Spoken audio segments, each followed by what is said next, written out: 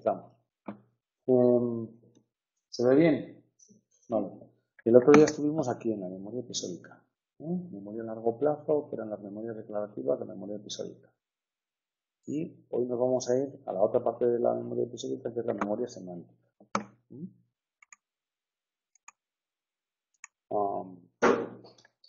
Vamos a ver las evidencias que hay de que existe, cómo se almacena el conocimiento en la memoria semántica. La memoria semántica es una memoria que trabaja con conceptos. Y vamos a ver cómo algunos modelos de cómo se representan estos conceptos en la memoria. Sobre todo lo que tiene que ver con categorías, ¿no? Modelos de categorización, características de las categorías, y luego los modelos de representación proposicional de la información, principalmente pues el concepto de proposición y las redes semánticas, ¿no? Las redes de cómo los conceptos están relacionados, ¿vale? Finalizaremos con algunas evidencias de a partir del conocimiento de algunos pacientes, donde pueden verse diferencialmente afectadas pues cada tipo de memoria, ¿no? Ya sabéis, con las disociaciones, ¿no? Este paciente ha tenido una CV, un ictus en esta región y se le ha afectado esta memoria, pero no esta otra. Bueno, pues veremos.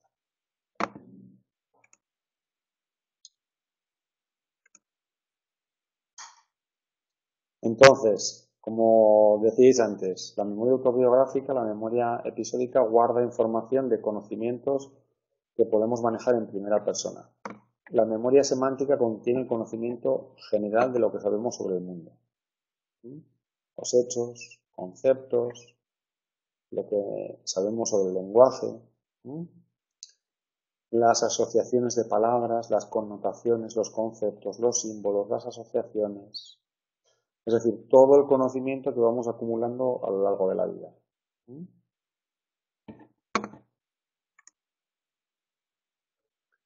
Está claramente relacionada al uso del lenguaje. El conocimiento del significado de las palabras, de los símbolos verbales, ¿no? De su significado. Pues tenéis ahí en la página 214 algunos conocimientos que, digamos, podrían ser como típicos de la memoria semántica, ¿no? Pues, por ejemplo, saber que el cielo es azul. ¿De qué color es el cielo? ¿No? Pues saber cómo se usa un ordenador. O saber componer una serie de palabras para que formen una oración que tenga sentido. O reconocer los nombres de los colores, ¿vale? Fijaros la diferencia que hay entre esto, que digamos que son conocimientos como más abstractos, a los conocimientos que serían típicos de la memoria episódica, que sería recordar tu experiencia de primer día de trabajo, ¿no? O recordar el nombre de tu perro, que tiene también un componente semántico. Por eso, en la realidad, digamos que puede haber conceptos que formen parte de ambas memorias. Pero bueno, pues quizá aquí lo estamos viendo a efectos didácticos de comprensión, como si fueran entidades separadas, aunque luego pues tienen su solapamiento, ¿no? O recordar qué te regaló tu familia el último cumpleaños. Tuviste la suerte de que te regalaran algo, no te habías portado muy mal. Bien.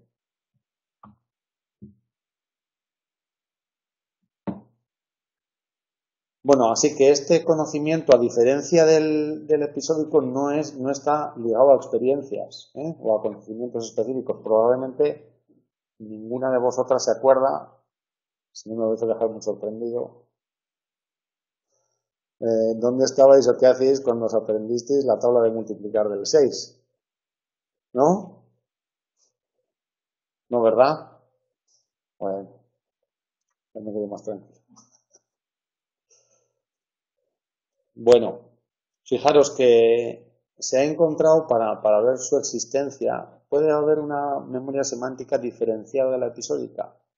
Bueno, pues que hay algunos pacientes con daños en la memoria episódica que pueden sin embargo, seguir acumulando conocimientos semánticos, ¿no? Luego esto nos indicaría que pueden ser dos sistemas diferenciados, ¿no?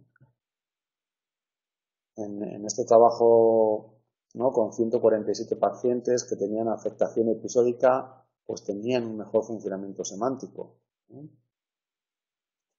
Y Baddeley en el 2009 encontró que la corteza prefrontal derecha, ¿eh?, esta que está por aquí, por encima del ojo derecho, ¿eh?,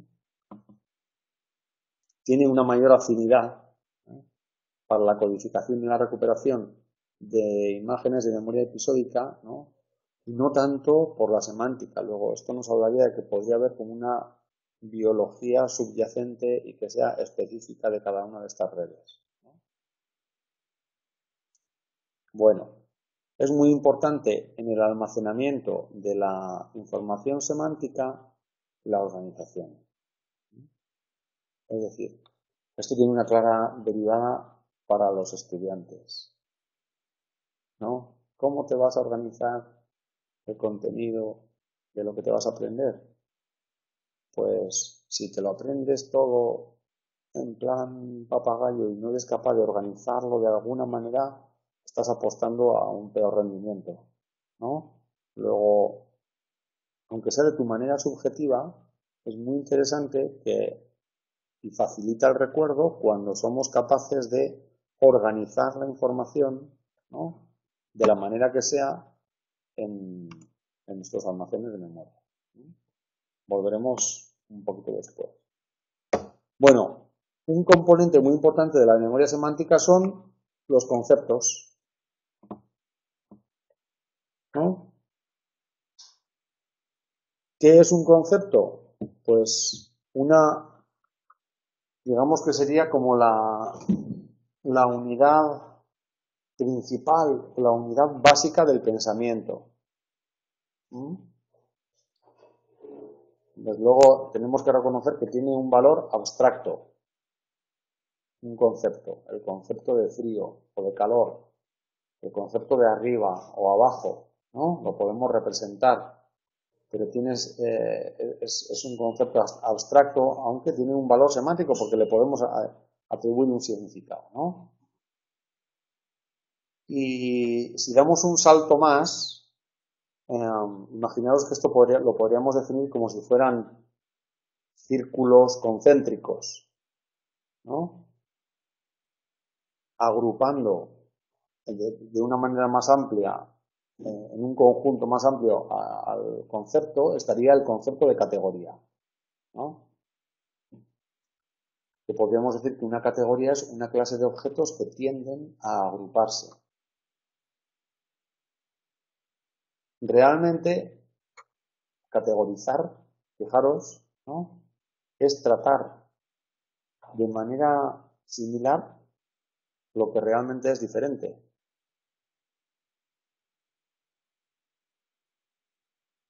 En la categoría muebles de una vivienda, los tratamos todos como si fueran similares, pero en realidad son muy diferentes. En la categoría automóviles, ¿no?, estamos tratando una clase de objetos que en realidad son diferentes, pero los agrupamos, ¿no? Y así podemos representar ejemplos concretos que hay en la memoria. Porque claro, ¿os imagináis cómo sería la vida mental, nuestra vida mental, si no pudiéramos hacer categorías? Sería inabordable, ¿no? Realmente inabordable, ¿no? No cabe duda de que poder hacer categorías nos ayuda a esto que llamamos economía cognitiva, ¿no? A tener una visión del mundo más resumida, ¿no?, desde materia viva a materia inerte, ¿no?, materia sólida, materia líquida, materia gaseosa, etcétera, ¿no? Y esto nos permite, claro, pues una recuperación de la información mucho más eficiente, ¿no?, porque podemos organizar la información en categorías, ¿no?, aunque realmente estemos tratando objetos diferentes como si fueran similares, ¿no? Porque incluso ninguna de estas sillas, las que tenemos aquí en la clase, son realmente iguales. Todas tienen alguna diferencia, ¿no? Pero las tratamos como similares. Vale. ¿Cómo se forman estas categorías? Pues hay modelos, los llamados clásicos, que dirían, bueno, pues tenemos categorías que están separadas entre sí, ¿no? Y la pertenencia de un concepto a una categoría se regula según un principio de o eres de la categoría o no eres de la categoría. Y eso, dentro del mundo de las ideas, podría funcionar más o menos, pero cuando lo llevamos al mundo de la realidad, dentro de la categoría fruta, ¿cuál os encaja mejor? ¿Manzana o aceituna? Manzana, ¿verdad? Claro. O dentro de la categoría pájaro, ¿qué encaja mejor? ¿Golondrina o pingüino? ¿No? Es decir, hay efectos de tipicidad. Hay algunos elementos dentro de todas las categorías que parece que cumplen mejor con los estándares, ¿no?, de la categoría, que podrían ser como elementos más prototípicos de la categoría, ¿no? Y hay otros elementos que tendrían una dudosa pertenencia a esta categoría. Por eso, pues realmente fijaros que lo que estamos haciendo con las categorías es representar la realidad de una manera separada, ¿no? Pero luego la realidad siempre responde mejor a modelos dimensionales que a modelos categoriales, ¿no? Donde, bueno, pues todo el mundo sabe que existe Europa, ¿no? Nadie dudamos de que existe Europa, un continente que se llama Europa. Nadie duda de que existe Asia, ¿no? Pero Turquía, ¿dónde está?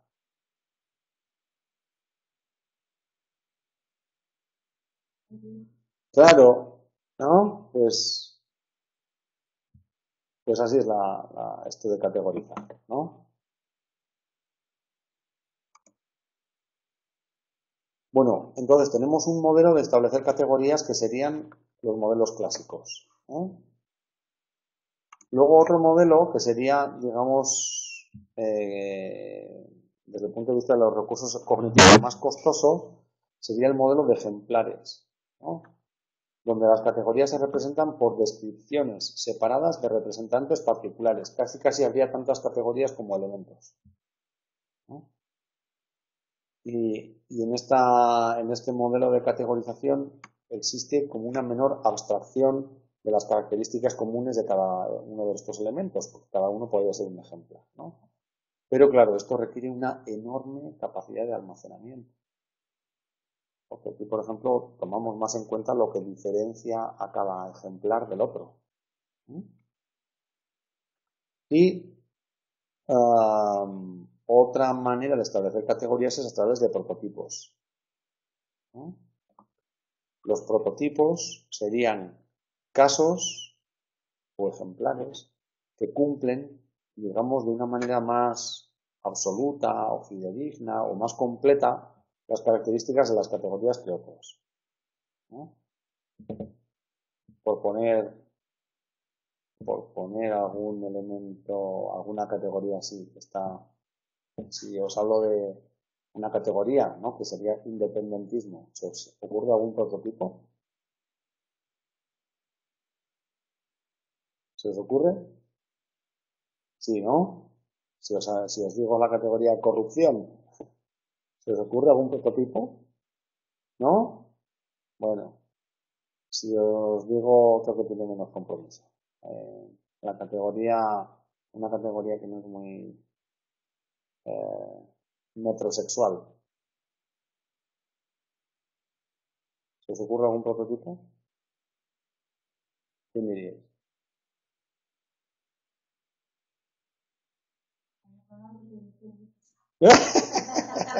Mira, es una buena memoria episódica. ¿No? Bueno, claro, pues, pero cumplen, ¿no? Entonces, ¿qué haces con los nuevos casos? Pues compararlos con los prototipos del año pasado, iba a decir, el prototipo que mejor representa la categoría, ¿no? Bien. Y luego hay modelos mixtos que combinarían los modelos de ejemplares con los de prototipos. Bueno. ¿Qué características tienen estas categorías? Pues que agrupan objetos con características comunes, nos ayudan a una mejor economía mental, porque si no pudiéramos categorizar el mundo, pues estaríamos tratando cada objeto como si fuera único e irrepetible, y nuestros limitados sistemas de procesamiento de la información se colapsarían, ¿no? Y nos permiten hacer inferencias, deducciones, ¿no? Sobre el objeto. Bueno, pues si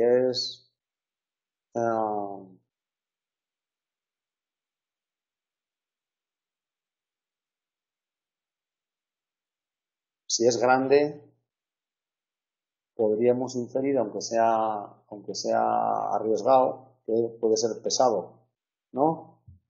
Podemos establecer, ¿no? Es más fácil que si es grande sea pesado que si es grande sea ligero.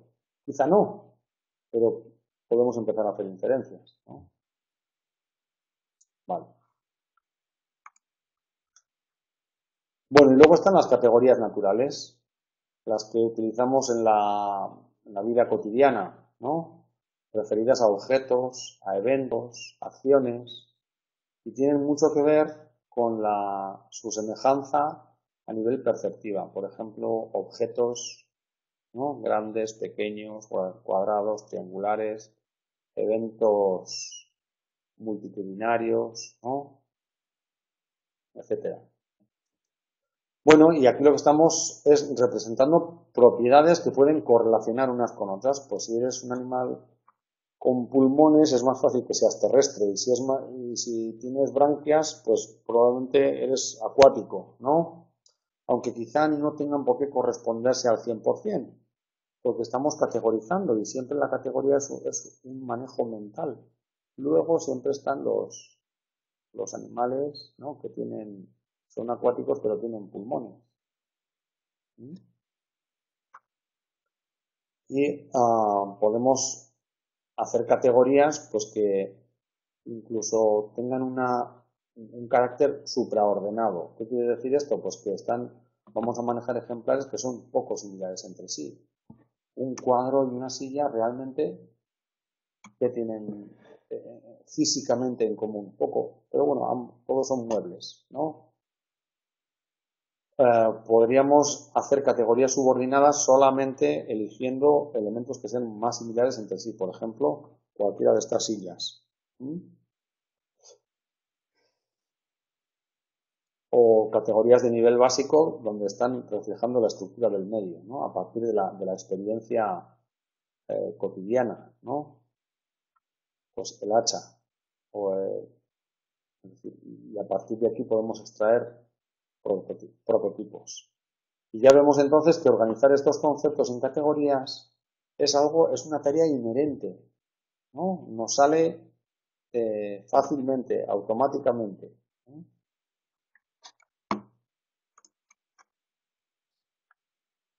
Bueno, otra manera de ver cómo se organiza la información en la memoria semántica es a través de las proposiciones.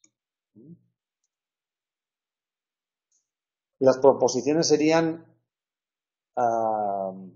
digamos, como sistemas de simbolización semejantes al lenguaje, pero que nos permiten representar de manera abstracta un concepto en la mente.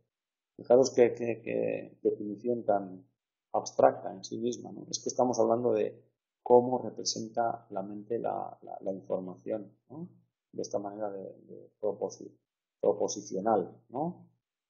Entonces esto parte de la lógica, de la filosofía, ¿no? De la lógica simbólica del ámbito de la filosofía, donde los símbolos están representando entidades. Podríamos escribir aquí un símbolo con 4 rayitas, que a todos nos vendría una entidad que podría ser casa, ¿no? No tiene nada que ver una cosa con la otra, pero sin embargo lo podemos representar mentalmente, ¿no? Los símbolos también se pueden combinar según reglas gramaticales. Lo que hacemos con el lenguaje es poner símbolos unos detrás de otros, pero que adquieren su sentido en función de la congruencia que da ponerlos adecuadamente a las reglas gramaticales, ¿no? Y podemos hacer, además, representaciones que son abstractas y que no dependen de los sentidos, ¿no? Podemos representar en el lenguaje conceptos que pueden tener que ver con el olfato, con la vista, con el oído, ¿no? Lo podemos representar todo sin tener que recurrir directamente a ninguno de estos sentidos, ¿eh? De tal manera que estas proposiciones pueden representar cualquier información. Bueno, dentro de la representación proposicional de la información encontramos los modelos de redes semánticas.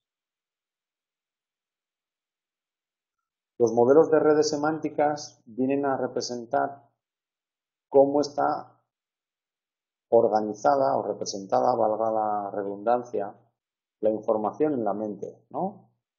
Donde los nodos, imaginaos como si fuera una red, literalmente una red, ¿no? Donde los nodos son conceptos, ¿no?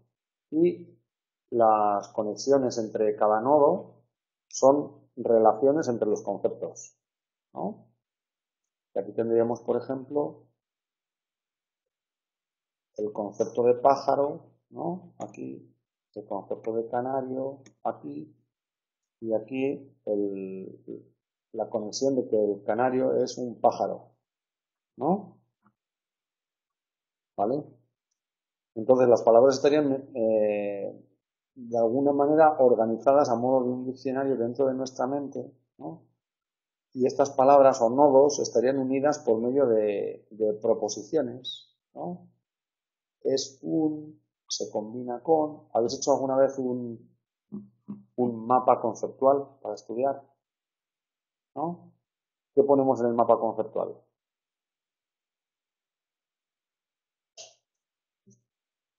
¿Qué representas? En el mapa conceptual lo que hacemos es representar nodos, que son conceptos, ¿no? Y luego conexiones entre los diferentes conceptos, ¿no? Podríamos decir que la representación proposicional de la información, que podría ser un concepto, ¿no? Depende, un aspecto básico es la proposición, ¿no? La proposición es un aspecto básico y las redes semánticas es un modelo de representar proposicionalmente la información, ¿no? Podríamos construir un mapa conceptual de esto, ¿no? Bueno, y la distancia que hay entre los conceptos, entre los nodos, estaría asociada al tiempo para responder sobre la relación que hay entre nodos. Claramente necesitamos muy poco tiempo para decir si el canario tiene alas, ¿no? ¿Tiene alas el canario? ¿Sí o no? Sí, ¿no? Vale. Pero ¿el canario tiene aletas? No. Bueno, hay que hacer un recorrido un poquito más largo, ¿no? Ya veis que aquí el recorrido sería más largo y depende de cuál sea la complejidad de la pregunta o la distancia que entre, pues esto necesita un poquito más de elaboración, que es lo que nos viene a decir, ¿no? Este concepto de distancia.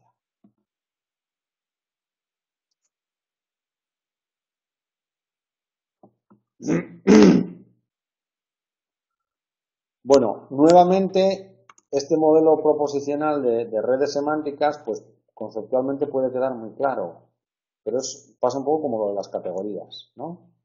Que luego no todas las palabras de un nodo resultan igualmente accesibles. Quizá nos cuadra mucho más claramente como animal, perro, que iguana, ¿no?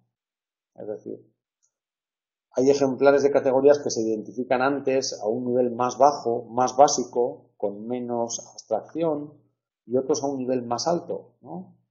Aunque no siga una clara estructura jerárquica, ¿no? Por ejemplo, si normalmente cuando le dices a la gente canario, águila y petirrojo, dicen pájaro antes que animal. La identificación aquí, ¿cuál sería? ¿Nivel más bajo o más alto? Claro, porque pájaro sería un concepto más básico que animal, ¿no? Sin embargo, cuando a la gente le dicen oso, gato y caballo, dicen más claramente animal que mamífero. ¿Cuál sería aquí la identificación? ¿A nivel más alto o más bajo? Más alto, ¿no? Bueno, y añaden, ¿no? Posteriormente se ha añadido este concepto de distancia semántica en el sentido de que una propiedad puede almacenarse en varios nodos, no en uno solo. Por ejemplo, la propiedad de cuadrúpedo podría estar almacenada en el nodo de perro, en el nodo de gato y en el nodo de ternero, ¿no? Y ahí tenemos almacenado el concepto de cuadrúpedo, que podría estar, como decíamos, entonces almacenada en varios nodos. Aquí tenéis un mapa semántico de la experiencia de una persona, porque esto, claro, estos mapas de redes semánticas se construyen a lo largo de la vida, ¿no? Tiene también esto un componente episódico grande. Por ejemplo, de la experiencia de una persona que tiene miedo a las serpientes, ¿no? Fijaos cuántas cosas hay conectadas, ¿no? Yo veo la serpiente, ¿no? Tiene rombos, es, por supuesto, si tienes miedo, peligrosa, imprevisible, se mueve rápidamente, ¿no? Lo que tiene que ver con las características de la serpiente. Pero ¿qué hago yo cuando me veo la serpiente? Pues huyo, siento miedo, digo tengo miedo, ¿no? Se me acelera el corazón, ¿vale? Y estas serían las experiencias o los conceptos que estarían organizados, en este caso, en una persona que tiene miedo a las serpientes. Bueno, ¿cómo se van verificando la adecuación de si un concepto forma parte de una red o no forma parte de una red? Pues a través de este concepto que es la propagación de la activación, ¿no? Dice, la activación es mayor cuando proviene de dos o más nodos de una red. El concepto de cuadrúpedo no lo tenemos tan claro, no emerge tan claramente si decimos solamente búfalo, ¿no? Que si decimos búfalo, gato, perro y ternero, ¿no? Esta activación es mayor cuando proviene de dos o más nodos de una red. ¿Sí me seguís esto? Vale. Esta activación debería superar como un umbral mínimo para poder propiciarse, que es caer en la cuenta de, ¡ay! Lo que está subyacente aquí es cuadrúpedo. Y estos procesos de activación podrían darse de abajo arriba, ¿no? Desde un concepto más básico como pájaro a otro más global, que sería animal, o bien al revés, ¿no? Desde pájaro, nido, pico, alas. Y ahí sería de lo más global a lo más específico, ¿vale? Bueno, ¿qué pasa con el paso de la edad? Pues que sabemos que se van deteriorando estas conexiones entre los diferentes conceptos y la propagación de la activación se agranda, se enlentece, ¿no? El procesamiento de la información, la velocidad del procesamiento se hace más lenta, ¿no? Y aparece entonces con más frecuencia el fenómeno de, ¡ay! Lo tengo en la punta de la lengua, pero no me sale, ¿no? Con el paso de la edad. Vale. Bien. Las redes proposicionales, fijaros que lo podríamos focalizar, por una parte, en representar conceptos, pero también lo podemos representar poniendo como foco representar o acentuando más, representar las relaciones entre los conceptos, ¿no? En este sentido se ha propuesto un modelo que es el modelo del ACT, ¿no? que tiene una serie de principios, que estaría relacionado con una forma de ver estos modelos de redes, ¿no? Dice, bueno, pues la información se representa en forma de red, ¿no? Pero los nodos, acordaros que serían los nudos de la red, ¿no? Podrían estar activados o desactivados, ¿no? La activación en un nodo puede facilitar la activación de nodos relacionados. Podemos activar, si activamos el nodo perro, ¿no? Podríamos activar el concepto o el nodo cuadrúpedo, pero también el concepto mamífero, ¿no? Que estaría implícito en el nodo perro, ¿no? Y la fuerza de la activación de nodos varía. Hombre, pues seguramente estará más relacionado, tendrá más fuerza, a ver si la encuentro por ahí.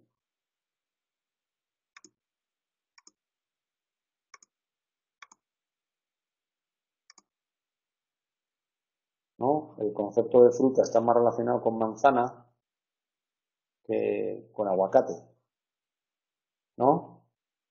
La conexión, la relación es más fuerte entre fruta y manzana que entre fruta y aguacate. ¿Estáis de acuerdo con eso?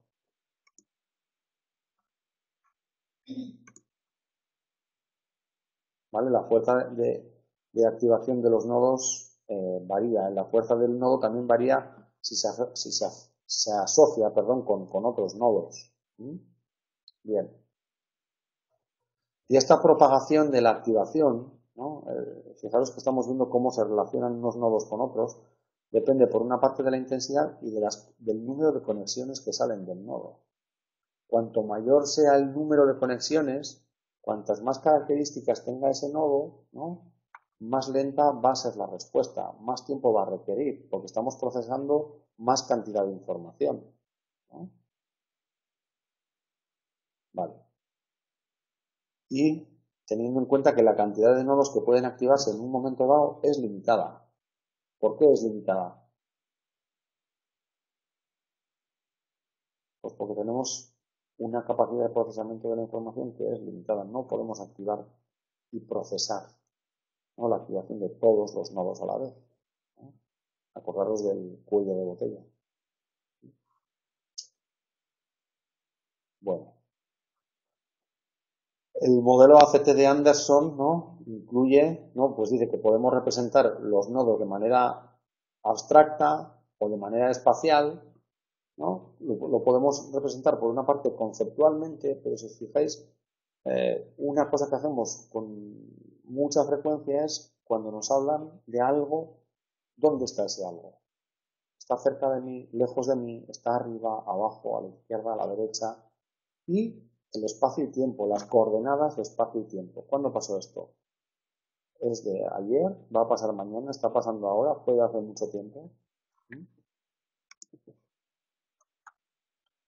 Y habría, bueno, pues los componentes de memoria declarativa, memoria procedimental y memoria de trabajo que estudiamos visto.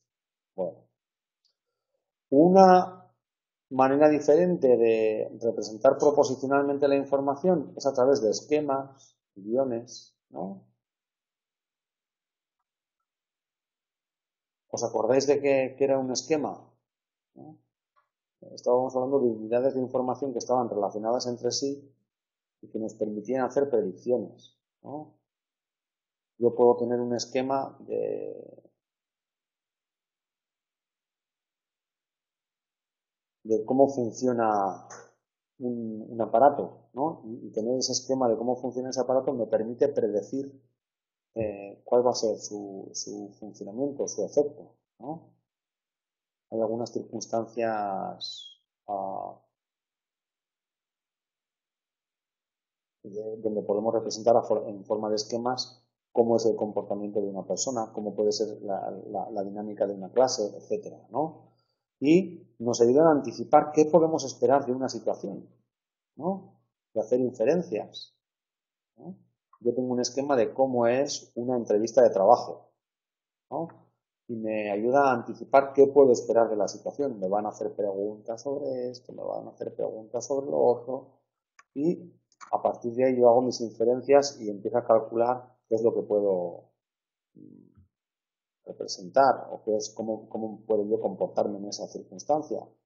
Aunque luego la realidad puede ser diferente, ¿no? Tú puedes tener la idea de que cuando vas a una entrevista de trabajo, tu esquema te dice, esta va a ser una entrevista individual y luego resulta que te encuentras con una dinámica de grupo, ¿no? Y estos esquemas, ¿no? Que son conjuntos de hechos que están relacionados entre sí, nos permiten rellenar la información en un relato que esté incompleto.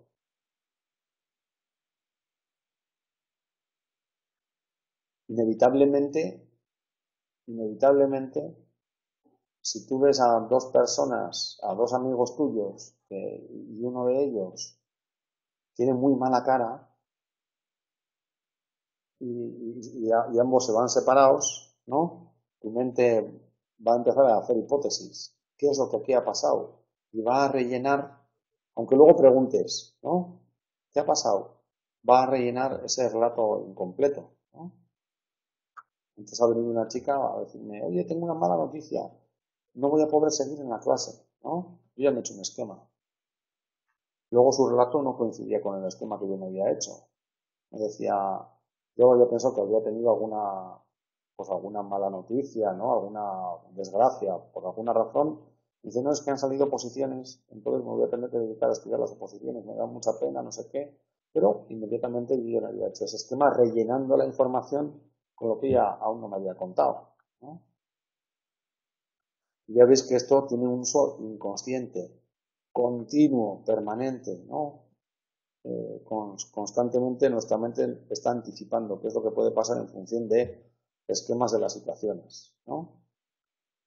También funcionamos con guiones, ¿no?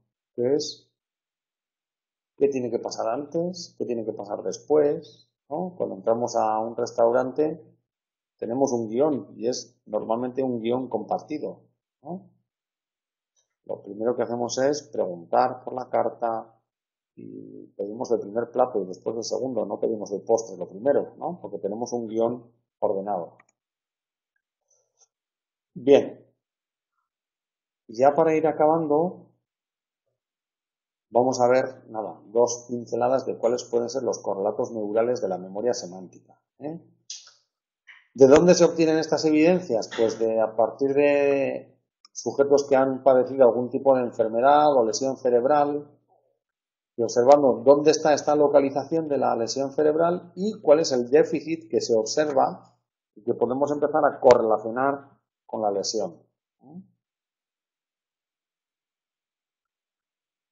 Por ejemplo, se ha establecido un tipo de demencia que se llama demencia semántica porque dificulta el acceso al significado de los objetos,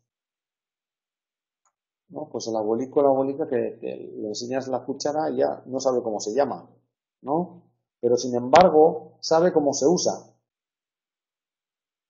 ¿no? Y sabe cómo hay que poner la mano para cogerla adecuadamente, ¿no? ¿Esto qué nos dice? Pues que está afectada la memoria semántica, pero los esquemas de memoria procedimental están preservados, ¿sí? Bueno, se ha observado también que las lesiones prefrontales dificultan la integración de guiones de acción, ¿no? ¿Qué es lo que hay que hacer primero? ¿Qué es lo que hay que hacer después?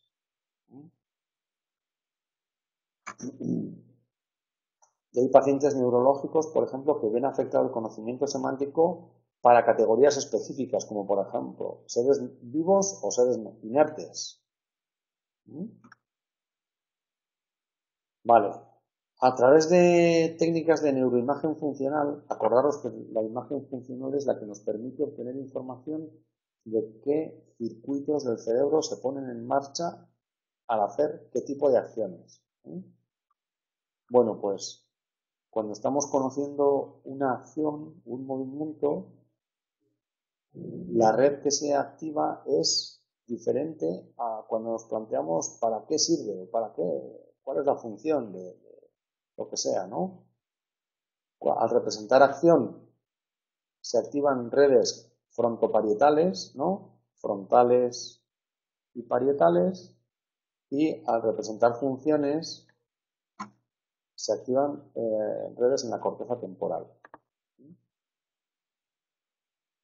Y otras visiones han planteado que la información se organizaría según criterios perceptivos, es decir, a partir de, sería una organización de la información congruente con los diferentes sentidos, con la vista, con el oído, con el tacto, etc. ¿Vale? Bueno, pues hasta aquí el tema.